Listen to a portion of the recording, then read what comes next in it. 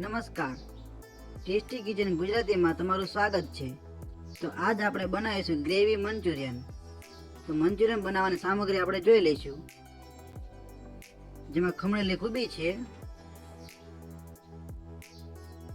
પછી આ મેંદાનો લોટ છે, અને આ સૂકી ડુંગળી છે, આ મકાઈનો લોટ છે, આ લીલા ધાણા છે, આ લીલા મરચાંની ચીર છે, આ કટ કરેલા લીલા મરચાં છે, આ ખમણેલી કોબી છે વઘાર માટે, આ લીલી ડુંગળી છે,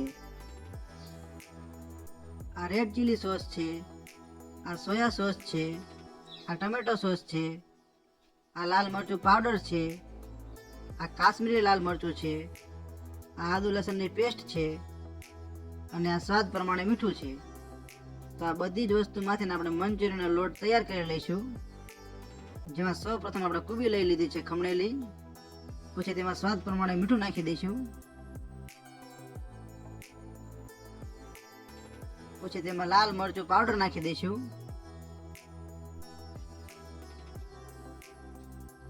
પછી મંચુરિયનનો સારો કલર લાવવા માટે તેમાં આપણે કાશ્મીરી લાલ મરચું નાખી દઈશું. પછી તેમાં આદુ લસણની પેસ્ટ નાખી દઈશું, અને અડધી પેસ્ટ આપણે વઘાર માટે રાખીશું. પછી તેમાં સૂકી ડુંગળી નાખી દઈશું. સૂકી ડુંગળી પણ આપણે થોડી વઘાર માટે રાખવાની છે. પછી તેમાં થોડીક લીલી ડુંગળી નાખી દઈશું. લીલી ડુંગળી પણ આપણે વઘાર માટે રાખવાની છે. પછી તેમાં કટ કરેલા લીલા મરચાં નાખી દઈશું. લીલા મરચાં પણ આપણે વઘાર માટે રાખીશું.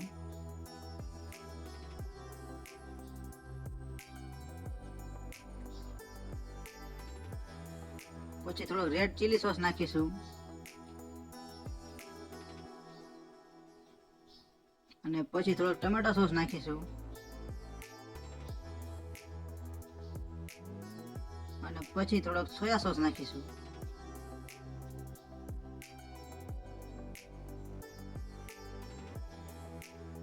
પછી આ બધી જ વસ્તુ નાખી દે પછી બધી વસ્તુને સારી રીતે મિક્સ કરીશું.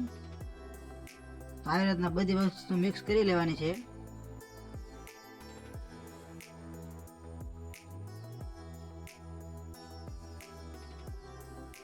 આ બધી જ વસ્તુ મિક્સ થઈ ગયા પછી તેમાં આપણે મકાઈનો લોટ ઉમેરી દઈશું.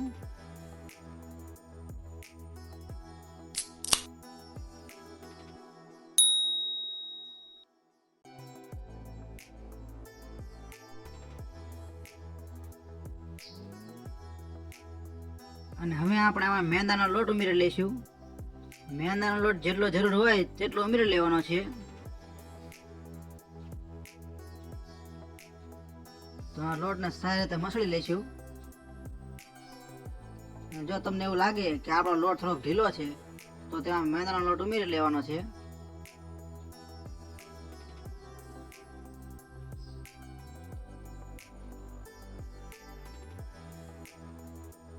સારી રીતે મસળીને લોટ તૈયાર કરી લેવાનો છે. તો આપણો મંચુરિયનનો લોટ અહીંયા તૈયાર થઈ ગયો છે. જેમાંથી આપણે નાની નાની ગોળીઓ તૈયાર કરી લઈશું. તો આવી રીતના નાની નાની ગોળીઓ તૈયાર કરી લેવાની છે.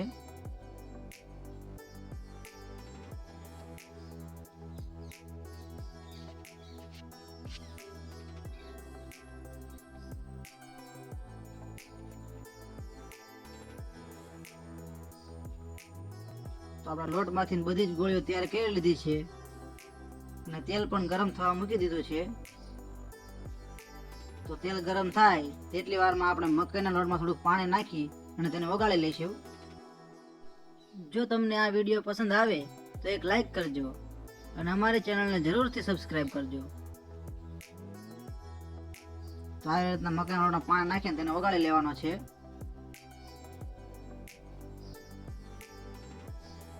અને આપણું તેલ પણ ગરમ થઈ ગયું છે, જેમાં આપણે વારા ફરતી ગોળીઓ નાખીને તળી લઈશું. તળતી વખતે ગેસને આપણે ધીમો જ રાખવાનો છે.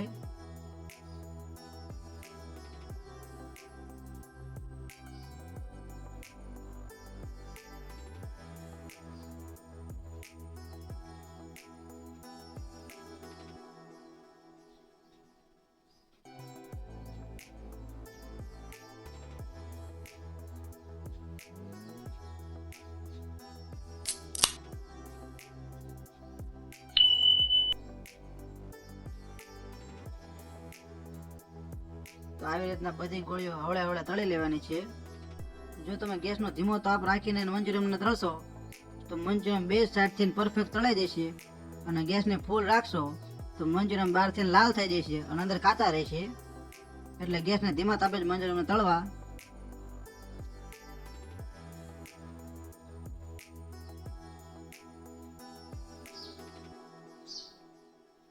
તો આપણા મંચુરિયન આ તળાઈ ગયા છે, જેને આપણે કાઢી લઈશું.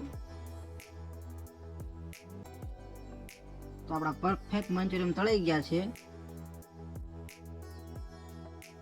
બધા મંચુરિયન આપણે આવી રીતના તળી લીધેલા છે. અને આની પર તેલ પણ આપણે મૂકી દીધું છે વઘાર માટે. તો આપણું તેલ પણ ગરમ થઈ ગયું છે, જેમાં સૌ પ્રથમ આપણે સૂકી ડુંગળી નાખી દઈશું.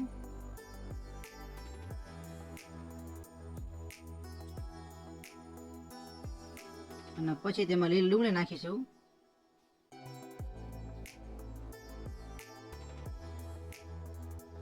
અને ધીમે ધીમે હલાવતા રહીશું. પછી તેમાં આદુ લસણની પેસ્ટ નાખી દઈશું.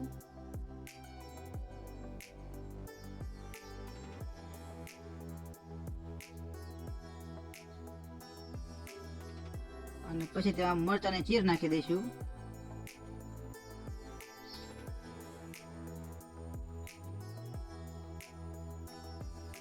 ધીમે ધીમે હલાવતા રહીશું. પછી તેમાં લીલા મરચાં નાખી દઈશું કટ કરેલા.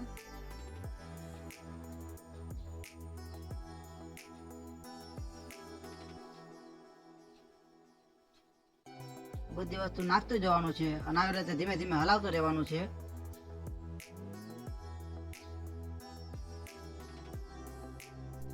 પછી આ બધા જ વેજીટેબલને થોડા સાતળી લેવાના છે.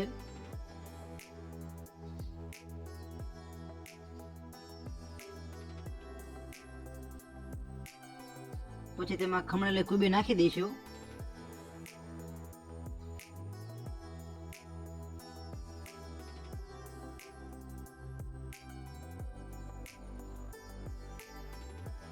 પછી તેમાં સોયા સોસ નાખી દઈશું. પછી રેડ ચીલી સોસ નાખી દઈશું.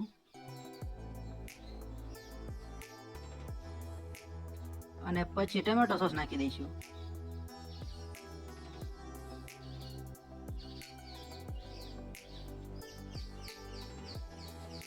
અને પછી તેમાં સ્વાદ પ્રમાણે મીઠું નાખી દઈશું. અને બધી વસ્તુને સારી રીતે મિક્સ કરી લઈશું.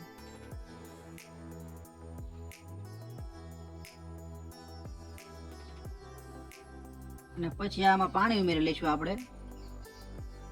પાણી થોડુંક જ ઉમેરવાનું છે. અને જો તમારે વધારે રસાવાળા મંચુરિયન કરવા હોય તો પાણી વધારે ઉમેરી લેવાનું. આ ઉકળી ગયા પછી તેમાં મકાઈના લોટનું પાણી નાખી દેવાનું છે.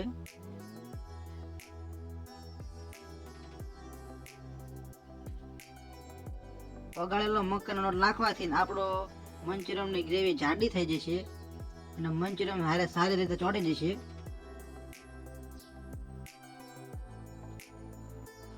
અને હવે એમાં આપણે મંચુરિયન ઉમેરી દઈશું.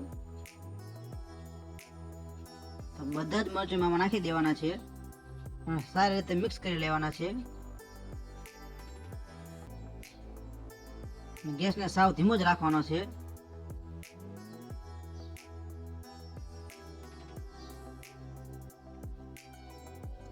જેમાં ઉપરથી આપણે થોડા લીલા ધાણા નાખી દઈશું. તો તૈયાર છે આપણા મંચુરિયન. તો તમને અમારો વિડીયો કેવો લાગ્યો? જો વિડીયો પસંદ આવ્યો હોય તો એક લાઈક કરજો અને આવી અવનવી રેસીપી જોવા માટે અમારી ચેનલને સબસ્ક્રાઈબ કરજો. વિડીયોને પૂરેપૂરો જોવા માટે તમારો ખૂબ ખૂબ આભાર.